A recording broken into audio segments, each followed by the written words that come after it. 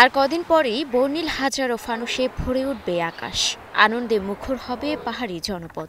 অশুভকে বিদায় জানানোর প্রার্থনায় নত হবেন বৌদ্ধ ধর্মাবলম্বীরা। দিনটিকে ঘিরে বান্দরবান জুড়ে চলছে সাজসজ্জা আর নানা রকম প্রস্তুতির ব্যস্ততা।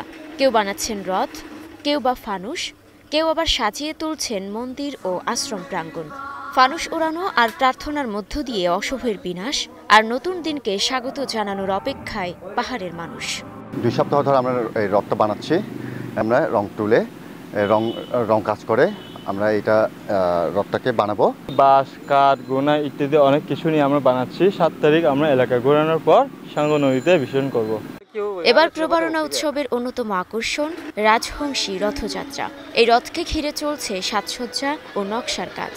অশুভের প্রতীক হিসেবে তৈরি হচ্ছে কাল্পনিক ভূত, যা মেলায় যোগ করবে বাড়তি রং। আমরা বিভিন্ন পাড়ায় বিভিন্ন মোড়ে গিয়ে আমরা ফানুস উড়াই এবং আমরা আমাদের যে প্রধান অতিথি মহোদয় আসলে ওনাকে দিয়ে আমরা বড় একটা ফানুস বানানোর চেষ্টা করেছি, যেটা আকর্ষণীয় হয়। ওনাকে দিয়ে ওটা উড়াবো। প্রবারণা উৎসবকে ঘিরে বাড়তি নিরাপত্তা নেয়ার কথা জানান আইন শৃঙ্খলা বাহিনীর এই কর্মকর্তা। প্রবারণা পূর্ণিমা, সেটা আপনারা সবাই জানেন, বান্দরবনে ব্যাপকভাবে এবং উৎসবমুখর পরিবেশ উদযাপিত হয়।